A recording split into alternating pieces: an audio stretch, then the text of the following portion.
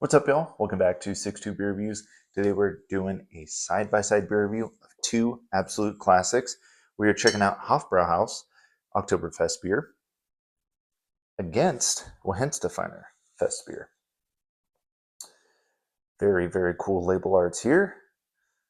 Excited to check both of these out. I believe these are the first German beers we are checking out on the channel, so I'm very excited. Last year we did Märzen Madness, and we did three American Märzens up against each other. One of my favorite reviews that I did last year. Go check it out if you haven't already. Figure we switch it up, go to the Festbier style. Festbier is the more modern style that is served at Oktoberfest nowadays. Just a little more drinkable, a little lighter. So I figured we switch it up. I said last year, I'm almost positive I said in that review that I wanted to check out some German beers, some classics. And I stuck to my word. We're doing that right now. So very excited. It is officially Oktoberfest 2025. Let's do it. Check it out. So Weihenstephaner Festbier comes in at 5.8%. They are out of Freising, Germany, I do believe. World's oldest brewery, if you didn't know. So 5.8%. Did some digging on the dating here. It says 7195. Do believe the 5 is 2025, 19 being the 19th week of 2025. That would put us at May. The 7, May 7th, I'm assuming. So could be wrong. Let me know if I am. I think that's right after some brief searching. So May, bottled in May. This one is also bottled in May. Well, they give a best by of May 22nd, 2026. So I'm assuming they give it a year. So that would put us at May 22nd, 2025. So a few weeks apart. This one comes in at, let's see, do we have an ABV on here? I don't know if we do. We'll read the back. They're very, very tiny font here. It says, the Oktoberfest originated in 1810 in Munich, Germany, as a wedding celebration for the Crown Prince Ludwig of Bavaria. This product was created especially for this event and is brewed usually for the Oktoberfest, now the largest beer festival in the world. Hofbräu München is one of a selected group of breweries granted the privileges of supplying the Oktoberfest with their products. Using the highest quality ingredients, HB's Oktoberfest specialty has its own distinctive and unique taste. Right underneath that says 6.3%. So a little bit different ABV, but yes, this is one of the 6 official beers of Oktoberfest because they are out of Munich. This one is not, but still going to check it out. I have heard great things about both. So here we are. Let's crack it open, get in. Enough talking. Always love doing these side-by-side reviews. So putting out the bottle cap. Love it. You know what? Bottle this one too. This one as well. Both of them. Very cool bottle caps. I'll be holding on to both of those. So we'll pour them. See appearance-wise what they look like.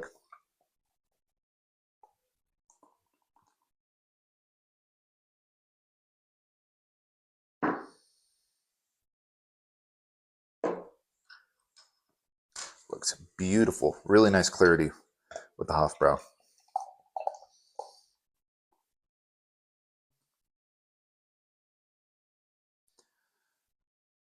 Poured that one just about as aggressive. Not too much of a head out of it. And not quite as much clarity. Put these right here. All right. Yeah, not too much of a head as the Hofbrau one.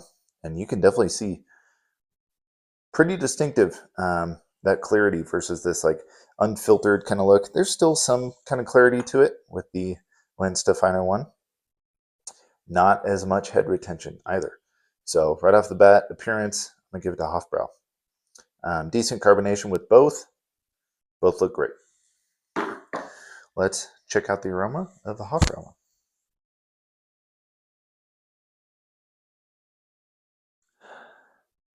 Yeah, really nice bready malt, like honey toasted bread.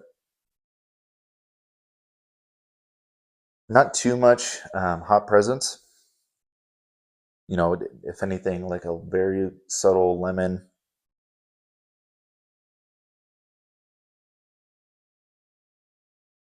Yeah, a little floral. Smells really nice. See how Weihenstephaner smells. Very much so more bready. It's very, very um, just not as complex on the aroma.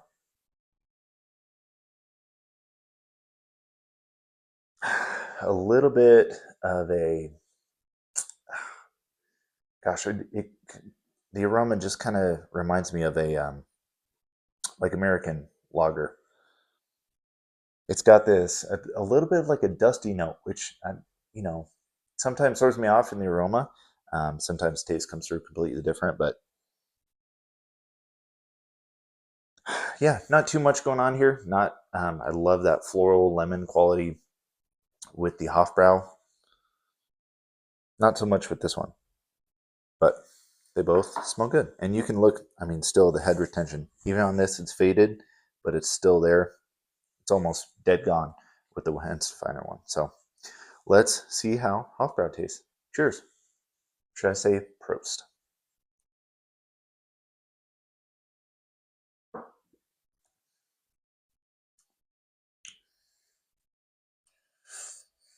Yeah, that's really nice.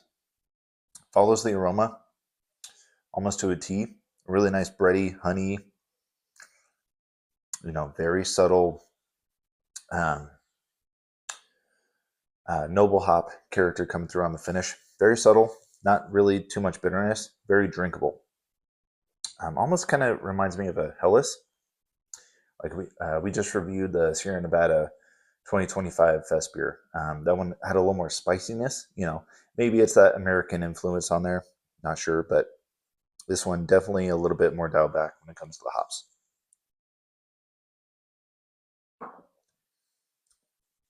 Solid medium body for the style. I mean, it is 6.3%, so I kind of expect that. But like even for 6.3%, very, very drinkable. So very, very good beer. Yeah. Remembered water this time. I always forget the water when we're doing side by side reviews.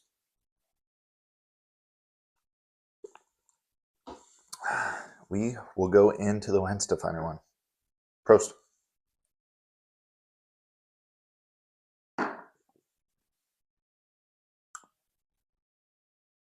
Okay, yeah, I like the taste a lot more than the aroma. First thing, I got this like lemon drop note. Um, yeah, that's first thing I got. So it's really always focused on. We'll go back in for another sip.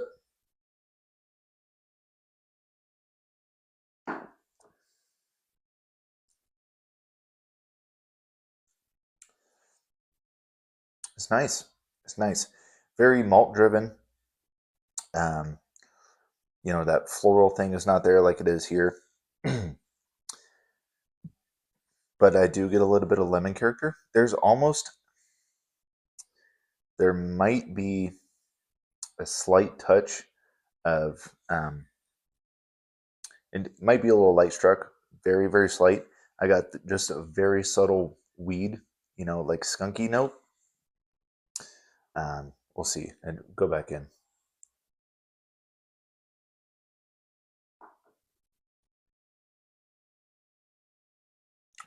Very, very slight.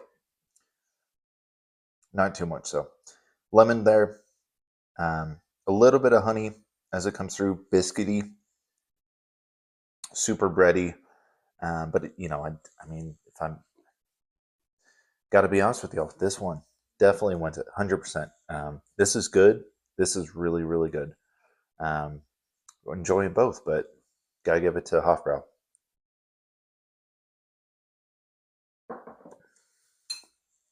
I'm not sure um, when this one, when they started brewing it versus the Hofbrau. I don't know if this one's older. They started earlier. Like they said, 1810. Well, that's Oktoberfest originated. Obviously, you had the Märzen style as well. Um, not too sure. I would be curious to know when both of these for these breweries were first made. Beer burps coming up, and there's a little bit of a skunky thing coming through. It's weird, but and I didn't get it on the aroma. Typically, you get it on the aroma. Not so much. So, listen, these are both great. Really, really nice beers. I mean, even the appearance, though. I mean, this one just everything about this beer wins it for me. So, be curious to see what y'all think. Let me know down in the comments if you had both these beers. Let me know which one you prefer, and let me know if everything I said is correct. With the whether it's pronunciations, whether it's the styles. I mean, everything, the dating, all that stuff. I'm gonna try to get these to equal level. I was gonna do, and I completely forgot paper towels. These things are very hard to pour into each other, but we got to do a little cuvee here, so I'm gonna do that real quick.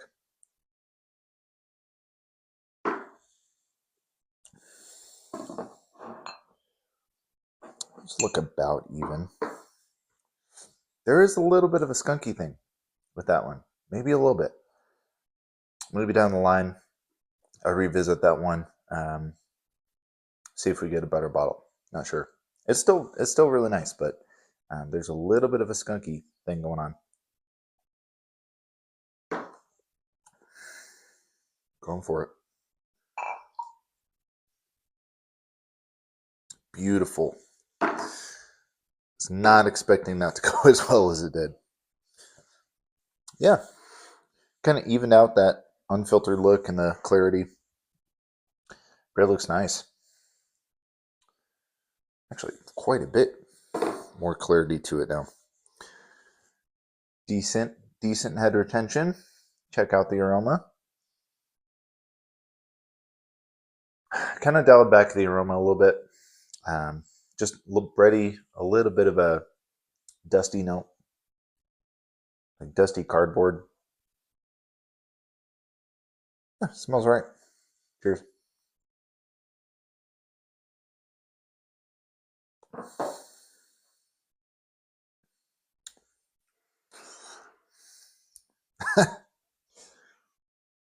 Sometimes it works, sometimes it doesn't. Honestly, I prefer them each on their own. Yeah, that's the order right here. Hofbräu, Weihenstephaner, cuvee. It's all right, just not too much. I feel like it dialed both back. Yeah, definitely prefer Hofbräu on its own. I got a few more bottles of these. I'll try to, like I say with all my reviews, I post them on Untapped. If there's anything else that I notice I didn't mention in a review, I usually put on there. So go give me a follow on Untapped. JJ Sand 62, number 62. I put it in the description with all of my reviews. So add me if you haven't. This was fun, man. Really excited. I got to pick up both these. Price wise, almost forgot to mention. I want to say I paid $2.50. I think this one was a little bit more, like 25 cents more, but $2.50, $2.25 for both these. Not too bad. All day, every day. So thank you all for watching. Again, if you've had either of these, please let me know. Happy Oktoberfest. Go out, enjoy some local Oktoberfest beers. I mean, wherever you are, there is something near you. I guarantee you. So go check them out. And yeah, that's all I got, y'all. Thanks for watching. I'll see you next time. Cheers.